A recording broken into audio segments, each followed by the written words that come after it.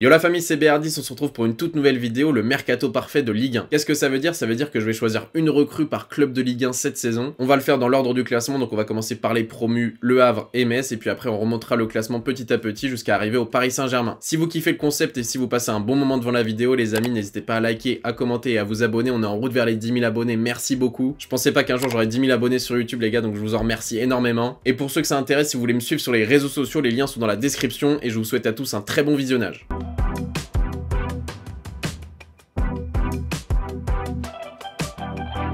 On commence donc par le Havre, promu de Ligue 2 en Ligue 1, et j'ai décidé d'aller chercher une petite pépite pour le poste de numéro 9. On sait que le directeur sportif du Havre c'est Mathieu Bonnemer, et donc il s'entend très bien avec le Paris Saint-Germain, il a encore beaucoup d'amis là-bas comme Yohan Cabaye. C'est pour ça que je décide de prendre la pépite du centre de formation parisienne, Ilyes Ousni. Alors j'en ai déjà parlé sur la chaîne, pour ceux qui ne le connaissent pas, c'est vraiment un des meilleurs joueurs du centre de formation du Paris Saint-Germain, mais malheureusement avec l'équipe 1, il a très peu de temps de jeu. Là pendant les matchs amicaux, il joue un petit peu, il est en concurrence on va dire avec Ekitike ou Asensio pour l'instant au poste de numéro 9. Ça sera pas le seul jeune joueur du centre de formation du Paris Saint-Germain que j'ai pris dans cette vidéo, je crois qu'il y en a 2 voire 3 maximum. En tout cas, je pense que pour le Havre qui est promu en Ligue 1, qui est très bon pour développer les jeunes, on sait que le Havre c'est un des meilleurs centres de formation de France et d'Europe. Je pense qu'une saison après pour Ousni, ça lui permettrait de prendre en galon, ça permettrait d'aider le Havre pour se maintenir en Ligue 1. Donc selon moi, je trouve que c'est quand même un transfert intelligent. Ousni il a besoin de temps de jeu, le Havre a besoin d'un numéro 9 un petit peu explosif. Et Ousni avec les jeunes du Paris Saint-Germain, il explose tout, il enchaîne but sur but. Donc voilà, je pense que Ousni au Havre c'est une très bonne idée. Dites-moi ce que vous en pensez dans les commentaires et on passe directement à Metz.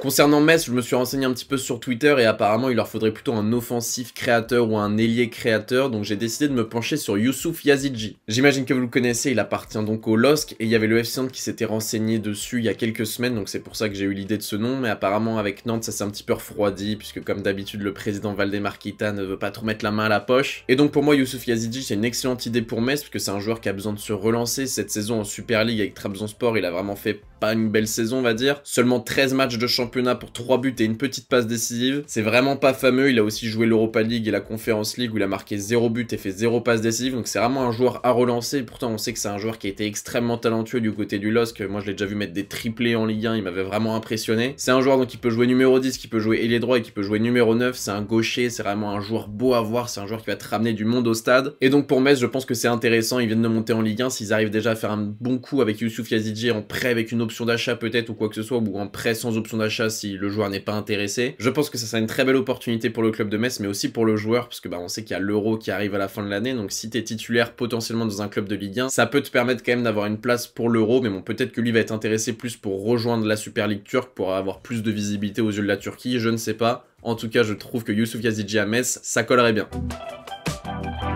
On passe donc au FC Nantes, bon dernier de Ligue 1 parmi les équipes maintenues, et j'ai donc décidé de signer un nouveau président et de virer Valdemar Kita. Bravo! Non, je rigole les gars, malheureusement, on va se concentrer que sur les joueurs durant cette vidéo, on va pas s'attaquer à la direction, mais sinon j'aurais changé directement le président, #KitaOut. Et comme je vous l'ai dit plus tôt dans la vidéo, Valdemar Kita ne veut pas mettre la main à la poche, c'est donc pour ça que je me suis renseigné plutôt sur un prêt d'un joueur, et je vous ai aussi dit qu'Ousni ne serait pas le seul joueur du Paris Saint-Germain en prêt. C'est pour ça que j'ai décidé de prendre Noah Lemina, la jeune pépite du centre de formation parisienne là qui m'a totalement éclaboussé de son talent durant les matchs amicaux. Je pense que pour lui un prêt à 16 ans au FC Nantes ça serait vraiment une grosse étape dans sa carrière et je pense vraiment qu'il pourrait vraiment devenir titulaire au FC Nantes tellement il m'a impressionné lors des matchs amicaux, il a vraiment un style Mbappesque. Il pourrait potentiellement être la doublure de Moses Simon ou alors carrément remplacer Moses Simon s'il vient être vendu puisque c'est un droitier à gauche très rapide, très explosif qui sur les premiers mètres a vraiment une accélération qui nous rappelle Kylian Mbappé sans comparaison bien sûr. Et je pense que les clubs de Ligue 1 qui n'ont pas d'argent, il y a un vrai truc à faire avec les jeunes du centre de formation du Paris Saint-Germain, ils sont pas assez exploités selon moi, faut vraiment aller les chercher en prêt parce que c'est le meilleur centre de formation de France et un des meilleurs centres de formation d'Europe, c'est un vivier vraiment l'Île-de-France qui est exceptionnel. Donc le FC Nantes ou d'autres clubs de Ligue 1 qui n'ont pas envie de mettre la main à la poche et qui n'ont pas vraiment de gros budget de transfert mercato, je leur conseille vraiment d'aller regarder les jeunes joueurs du Paris Saint-Germain et Noah Lemina pour moi c'est un vrai crack, il m'a tellement impressionné que j'aimerais beaucoup le voir du côté de la Beaujoire. On enchaîne sur Strasbourg qui s'est sauvé de peu en Ligue 1 cette saison mais qui s'est fait racheter par le groupe de Chelsea et ils ont donc un bon budget transfert pour cet été. J'en avais parlé dans mon mercato parfait de Strasbourg, n'hésitez pas à aller voir cette vidéo juste après celle-ci si ça vous intéresse. Et je vous avais parlé d'Alexis Flips, le joueur de Reims que j'adore, un joueur vraiment polyvalent en plus qui peut jouer piston à droite, qui peut jouer ailier gauche et je pense vraiment que c'est un profil qui correspondrait très bien à Strasbourg pour un montant à peu près de 15 millions d'euros. Je pense qu'il pourrait se décider d'aller à Strasbourg. Reims et Strasbourg en plus c'est deux clubs qui sont quand même familiales, qui sont vraiment proches de leurs supporters, qui ont un petit peu la même atmosphère, donc je pense que pour lui, bah, ça serait une belle évolution et c'est une belle continuité. C'est vraiment un joueur qui a un excellent potentiel, c'est un joueur très percutant sur les côtés, c'est vraiment un joueur que moi personnellement que j'adore, que j'avais vu jouer du côté de la Beaujoire face à Nantes, qui avait mis un doublé d'ailleurs, victoire 3-0 de Reims face à Nantes si je dis pas de bêtises à l'époque. Donc voilà, je vais pas m'éterniser sur le sujet parce que j'en avais déjà parlé dans ma vidéo de Strasbourg, mais pour moi Alexis Flips serait vraiment une recrue idéale pour Strasbourg. On continue avec le Stade brestois et pour moi il leur faut vraiment un numéro 9 parce que Steve Mounier pour moi ça n'a vraiment pas le niveau d'un club de Ligue 1 qui se veut on va dire ambitieux. L'été dernier sur le marché des transferts, Brest avait fait énormément de mouvements, j'étais plutôt hypé par leur mercato et au final ils ont fait une saison dégueulasse voire catastrophique. Et donc là je vais chercher un attaquant, pourquoi pas en prêt avec une option d'achat, donc Jorgen Stren Larsen, j'espère que je le prononce bien, en tout cas c'est l'attaquant du Celta Vigo qui est estimé à 11 millions d'euros sur Transfer Market. C'est un jeune joueur de 23 ans, c'est un buteur qui est quand même assez grand, assez costaud et au Celta Vigo il a bien fonctionné cette saison, donc je pense que pour lui un prêt ou alors une vente du côté de Brest ça serait intéressant. On sait que Brest ils aiment bien développer les jeunes aussi, lui c'est un joueur qui a 23 ans donc on va dire que il est âgé parmi les jeunes mais il est pas non plus tout jeune, donc j'ai hâte de voir comment Brest va se développer cette saison et avoir un buteur comme ça aussi à développer en numéro 9, un jeune attaquant comme ça à développer, je pense que ça leur correspond bien et ça correspond bien à l'image du club. Donc j'ai choisi Larsen qui est un joueur polyvalent aussi en termes de formation, qui peut jouer en 4-3-3, qui peut jouer en 4-4-2, mais si vous avez d'autres idées de numéro 9 jeune à développer pour le Stade brestois, vous pouvez me dire ça dans les commentaires. Concernant Toulouse, le vainqueur de la Coupe de France qui va donc jouer en Europa League cette saison, j'ai décidé de me pencher plutôt sur la défense côté droit. Parce que cette saison, ils ont donc joué avec Mikel Dessler et Warren Kamanzi, donc c'est pas non plus des latéraux droits exceptionnels. Moi, je vais recruter un latéral droit qui sera donc en concurrence avec Dessler, qui est un bon joueur sans être un titulaire indiscutable. Je vais donc recruter pour 10 millions d'euros un jeune joueur du PSG, le dernier de cette vidéo, qui a donc joué au Girondins de Bordeaux l'année dernière, c'est Timothée Pembele. C'est vraiment un bon joueur de Ligue 1 qui mérite vraiment d'avoir du temps de jeu dans un club de Ligue 1. Je pense que dans pratiquement tous les clubs de Ligue 1, il aurait sa place dans la rotation en tant que titulaire. Malheureusement au Paris Saint-Germain ça ne serait que la doublure d'Achraf Hakimi, je ne sais pas si ça va lui convenir. Quand il était au Girondins de Bordeaux il était vraiment excellent, mais malheureusement au bout de quelques mois il s'était fait les ligaments croisés, donc il était revenu au Paris Saint-Germain et donc cette saison il a joué que 3-4 matchs à cause de sa blessure et du fait que Christophe Galtier ne lui faisait pas vraiment confiance. Mais en tout cas moi je reste très confiant quant à la carrière de Timothée Pembele. Ce petit pour moi il a vraiment plein de talent, il a beaucoup de hargne sur le terrain, il a vraiment progressé en l'espace de 2-3 saisons, je vois vraiment la différence. Il est aussi bon défensivement qu'offensivement, même si ça reste quand même un défenseur à la base. Donc pour moi c'est vraiment une excellente recrue pour Toulouse et pour lui aussi, puisque bah, Toulouse c'est un club hyper ambitieux là qui va jouer l'Europa League cette saison. C'est vraiment un club qui se développe très bien, qui joue très bien sur le mercato des transferts et aussi sur le terrain. Donc je pense que Pembele serait vraiment intéressé pour rejoindre Toulouse. En plus c'est une ville où il fait bon vivre, la ville heureuse, donc je pense qu'il serait très content d'aller là-bas. Je pense que c'est un transfert qui ravirait toutes les parties, c'est-à-dire le Paris Saint-Germain, le joueur et Toulouse. On continue avec Montpellier et là je me suis plutôt penché sur le poste de numéro 9 et j'ai décidé de faire un choix réaliste puisque c'est un joueur qui normalement va signer du côté de Montpellier. Selon Transfer Market, il y a 98% de chances qu'il signe officiellement. C'est Akor Adams, le joueur qui joue en D1 norvégienne. Il explose tout là-bas, le joueur de 23 ans nigérien. Il a fait quoi cette saison? 15 matchs pour 15 buts et 2 passes décisives. Il est tout le temps titulaire mais il est seulement estimé à 4 millions d'euros sur Transfer Market. Apparemment Montpellier va le recruter, je le connais pas vraiment mais je pense que ça serait un excellent choix au vu de ses statistiques et bah au vu de son prix ils ont pas grand chose à perdre. En plus c'est un jeune joueur qui est né en 2000 donc potentiellement tu pourras le revendre après, c'est pas un truc qui t'engage vraiment sur la fin de carrière d'un joueur, donc pour moi c'est vraiment un excellent choix de Montpellier et bah je tiens à les féliciter et je tenais donc à parler de ce transfert dans cette vidéo. J'ai hâte de voir ce que va donner Akor Adams en Ligue 1 et du côté de Montpellier, ça peut vraiment être une belle surprise de la saison. On poursuit ce mercato idéal de Ligue 1 avec le Stade de Reims qui a vraiment fait une très belle saison avec Will Steele et notamment avec Florian Balogun qui a marqué plus de 20 buts en Ligue 1, qui a fait une excellente saison mais qui est de retour du côté d'Arsenal puisque c'était un prêt sans option d'achat bien sûr. Et donc pour le remplacer j'ai décidé d'aller chercher le joueur de Troyes, Mama Baldé. J'imagine que vous le connaissez tous, il a vraiment fait une belle saison avec Troyes, il a marqué plus de 13 ou 14 buts en Ligue 1. C'est un joueur qui est vraiment au pic de sa carrière, il a jamais été aussi bon et donc pour lui je pense que bah, c'est le moment de passer une étape dans sa carrière, c'est pas le moment de retourner en Ligue 2. Il correspondrait plutôt bien au style de jeu de Reims je trouve et au style de Will Steele, donc pour moi ce serait vraiment un transfert que j'aimerais bien voir. J'espère vraiment que Mama Baldé va rester en Ligue 1, ça m'étonnerait pas non plus qu'il signe en Bundesliga ou en Première Ligue, mais pour moi il n'a pas non plus le niveau pour signer en Première Ligue. S'il va en Première Ligue dès maintenant ça m'étonnerait pas qu'il floppe, donc pour lui je pense que c'est mieux de rester encore 1, 2 ou 3 saisons en Ligue 1 et du côté du Stade de Reims ça serait vraiment un club parfait pour lui. Dites-moi ce que vous en pensez dans les commentaires, mais moi j'aime beaucoup le projet du Stade de Reims avec Will Steele, donc j'aimerais beaucoup voir Mama Baldé là-bas et je pense que ça marcherait très très bien. On passe à Lorient qui malheureusement ont perdu Enzo Lefebvre, vous savez mon petit chouchou, j'en parle depuis très longtemps sur cette chaîne YouTube, le crack qui a signé du côté de la Bretagne aussi au Stade Rennais. Ils ont donc perdu leur meilleur joueur mais aussi leur meilleur milieu de terrain, donc dans ce mercato idéal on va chercher plutôt un milieu de terrain pour remplacer Enzo Lefebvre. Et j'ai donc décidé de recruter le joueur du Real Valladolid, je sais pas comment ça se prononce, Monchou, en tout cas moi j'ai toujours dit Monchou mais je pense qu'il y a des Espagnols qui pourraient me dire non ça se dit Monchou Benoît. Donc voilà, lui aussi un jeune joueur, il a 23 ans, c'est un joueur donc qui joue en Liga, c'est un joueur de ballon un petit peu comme Enzo Lefebvre, donc en termes de profil je trouve que c'est quand même intéressant, tu remplaces un joueur de ballon milieu de terrain qui a de l'activité par un autre joueur de ballon assez technique espagnol qui a de l'activité aussi. C'est un vrai numéro 8 qui se balade un petit peu partout sur la pelouse, qui est technique etc. Donc pour moi en termes de profil ça correspond vraiment à 100% au profil technique d'Enzo Lefebvre. Je vous dis pas qu'il aura le même niveau qu'Enzo Lefebvre, bien entendu Enzo Lefebvre c'est un crack, ça va être très dur de le remplacer mais il faut quand même essayer pour le remplacer par un joueur avec le même profil. Il a fait 33 matchs de Liga cette saison pour 23 matchs titulaires et il joue en moyenne 60 minutes par match, donc c'est un vrai joueur qui avait la continuité cette saison, qui enchaîne les matchs, qui se blesse très peu, donc c'est très intéressant pour Lorient. Dites-moi ce que vous en pensez, mais moi personnellement je trouve que c'est une belle trouvaille. On enchaîne avec l'OGC Nice et là aussi on va parler d'un milieu de terrain puisque potentiellement Kefren Turam va partir mais ils ont besoin aussi d'un milieu de terrain et plus d'un milieu de terrain créateur. Je vais donc recruter un Rennais, un milieu de terrain qui peut aussi jouer sur le côté et qui selon Foot Mercato a un bon de sortie avec toutes les recrues comme Le Blas et Le Fait, c'est Flavien Tay. Flavien Tay c'est un super joueur les gars, je le trouve très sous-estimé personnellement, c'est un excellent joueur de Ligue 1, en plus c'est un joueur polyvalent qui tire hyper bien les coups de pied arrêtés, qui a énormément d'activité sur la pelouse. Moi personnellement c'est un joueur que j'adore Flavien Tay et ça me surprend que Rennes veuille bien le laisser partir. Je pense qu'ils se disent qu'il mérite une place de titulaire et que peut-être qu'à Rennes ça va être un peu compliqué, mais pour moi Flavien Tay il a largement les épaules pour rester titulaire au Stade Rennais tellement c'est un joueur que je trouve vraiment sous-coté et très très bon. Et son style de jeu correspondrait très bien à l'OGC Nice selon moi. Pour moi ça correspond vraiment bien à ce que met en place Digard au terme de milieu de terrain ou en terme d'ailier. Flavien Tay remplit toutes les cases selon moi, joueur technique, polyvalent, qui a les deux pieds, qui se défonce sur le terrain pour lui, pour les supporters et pour le club en général. Donc franchement Flavien Tay ça serait une masterclass s'il y a un autre club de Ligue 1 qui le recrute comme l'OGC Nice.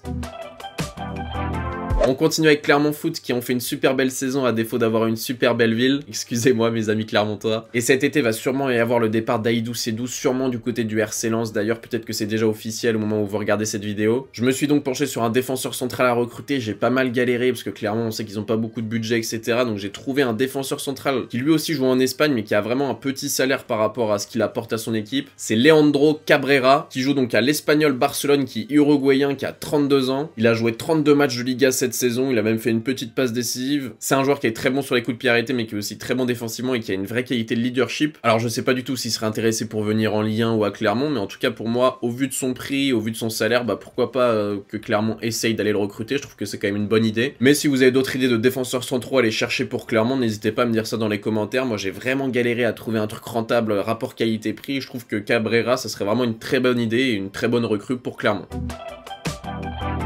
On passe à Lyon qui ont fini 7ème de Ligue 1 cette saison. Combien ? Et comme je vous l'ai dit dans mon mercato parfait de Lyon, moi je suis pas convaincu par leur milieu de terrain. Maxence Cacré c'est un joueur que j'aime beaucoup mais qui est trop irrégulier. Corentin Tolisso pareil, il me déçoit un petit peu. C'est pour ça que je vais chercher le meilleur milieu de terrain du côté de Strasbourg, un vrai milieu de terrain box-to-box qui peut même dépanner de temps en temps sur les côtés, c'est Bellegarde. Jean-Rekner Bellegarde plus précisément, quel joueur, vraiment il m'a impressionné cette saison avec Strasbourg, c'est un vrai milieu box-to-box. Ça m'étonnerait pas du tout que cet été il signe en première ligue tellement il a un profil qui correspond au jeu anglais. Mais si Lyon peut arriver à le convaincre, pourquoi pas, je pense que ça ferait énormément de bien à l'Olympique Lyonnais de Laurent Blanc qui ont vraiment besoin, on va dire, de volume de jeu au milieu de terrain, qui ont vraiment besoin d'un joueur combatif comme lui. Et en plus, c'est un joueur qui apporte beaucoup offensivement, donc ça leur ferait pas de mal du tout. Je vais pas m'éterniser sur le sujet parce que j'en ai déjà parlé dans mon mercato parfait de Lyon, mais en tout cas pour moi, Jean-Rekner Bellegarde et l'Olympique Lyonnais, ce serait un mariage parfait à 100%.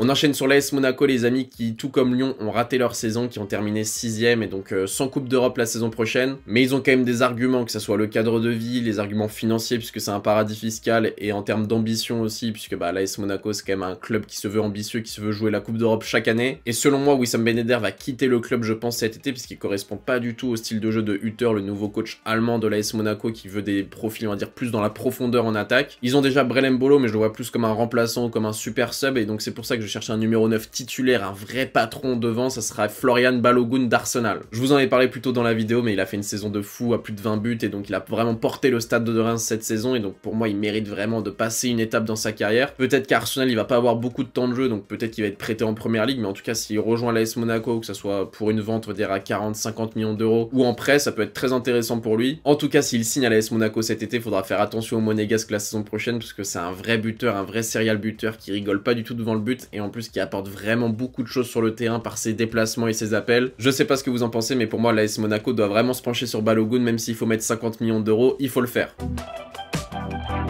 On enchaîne avec les ch'tis du LOSC et j'aurais pu prendre un attaquant, un numéro 9, puisque Jonathan David, je pense, va sûrement partir cet été. Mais j'ai décidé de faire parler mon romantisme, les amis, et donc je fais revenir Eden Hazard. Alors voilà, c'est peut-être pas forcément réaliste, je sais pas, est-ce que Eden Hazard a envie de revenir au LOSC? Est-ce qu'ils ont les moyens pour payer son salaire? Est-ce qu'il va faire des efforts sur son salaire? Beaucoup de questions auxquelles je n'ai pas vraiment les réponses, mais en tout cas, moi, ça serait un vrai kiff en tant qu'amoureux du foot et en tant qu'amoureux d'Eden Hazard de le revoir en Ligue 1 sur les pelouses de notre chère Ligue 1. Ça serait exceptionnel, les gars, de le revoir en France, le revoir marquer des buts, faire des passes D, le revoir s'éclater sans la pression du Real Madrid et on espère sans les blessures. Ça serait vraiment un truc de fou de le revoir 2 ou 3 saisons en Ligue 1. Pour moi, ce serait un vrai kiff et je pense que ça ferait kiffer tous nos amis lillois, j'en suis pratiquement sûr. En plus, ça te ramène de l'expérience avec un mec qui a déjà gagné une Coupe d'Europe avec l'Europa League et même une Ligue des Champions, même s'il a pas beaucoup joué. Donc voilà, ça c'est mon petit transfert kiff de la vidéo. C'est pas forcément très réaliste, mais j'aimerais beaucoup revoir Eden Hazard en Ligue 1, donc je me suis permis de le refaire venir au LOSC. On passe au Stade Rennais, les amis, qui ont raté la Ligue des Champions de peu cette saison en finissant 4ème, et je pense qu'il leur faut un latéral droit en doublure, puisque Amari Traoré est parti, et le président Maurice l'a annoncé qu'il cherchait un latéral droit, mais plutôt en tant que remplaçant, mais qui pourrait venir concurrencer quand même le poste de titulaire. Et les rumeurs du moment parlent d'un Nantais encore, de Fabien Santonze, après être allé chercher Ludovic Blas, le meilleur joueur nantais. Les Rennais veulent encore prendre un bon joueur nantais en la personne de Fabien Santonze. Apparemment, Fabien Santonze serait d'accord pour aller au Stade Rennais, je trouve ça dommage de sa part, puisque Nantes l'a quand même sauvé de la Ligue 2 l'année dernière, il devait descendre avec Metz, Nantes allait le chercher au dernier moment pour le sauver de la Ligue 2. Et un an après, il veut déjà partir dès qu'il y a une belle opportunité. Je trouve ça un petit peu ingrat de sa part personnellement, mais bon, ça reste quand même un bon joueur, un des meilleurs joueurs de Nantes cette saison, même s'il n'a pas été non plus exceptionnel, ça reste un des meilleurs joueurs de Nantes. Et pour être doublure au poste de latéral droit à Rennes, il ferait largement l'affaire, donc pour moi c'est un très bon transfert de la part du Stade Rennais, surtout qu'ils n'ont pas besoin forcément à d'autres postes, ils ont une belle défense, ils ont un très bon milieu de terrain et une superbe attaque. Donc voilà, j'ai essayé d'être réaliste et donc j'ai pris Fabien Santonze pour le Stade Rennais. Et on enchaîne avec l'OM. L'Olympique de Marseille fait un excellent mercato cette année, il n'y a rien à dire, ils ont vraiment une équipe incroyable qui est en train de se construire. C'était donc dur de retrouver un poste à renforcer pour l'Olympique de Marseille, mais je me suis dit que Mbemba, avec les rumeurs de transfert vers l'Arabie Saoudite, peut-être que Marseille va devoir chercher un défenseur central. Et vu que cet été Marseille recrute énormément de joueurs qui ont des nationalités africaines, je me suis donc permis d'aller chercher Joël Matip du côté de Liverpool. Alors là aussi en termes de salaire, va falloir sortir le chéquier pour les Marseillais, mais ça reste un super défenseur qui a fait 2-3 saisons exceptionnelles, où même à un moment il était meilleur que Virgil van Dijk pour moi. Là cette saison il a moins joué, il a joué que 14 matchs, c'est un joueur aussi qui se blesse pas mal, donc pourquoi pas aller le relancer du côté de Marseille, surtout que Marseille peuvent jouer la Ligue des Champions, ils sont en barrage, donc c'est un argument de poids pour Joël Matip. Dites-moi ce que vous en pensez dans les commentaires, les Marseillais. Moi en tant que Parisien forcément je connais pas l'effectif marseillais à 100%, c'est pas le club dont je suis le plus spécialiste, mais je pense que Matip à Marseille ça serait vraiment très beau.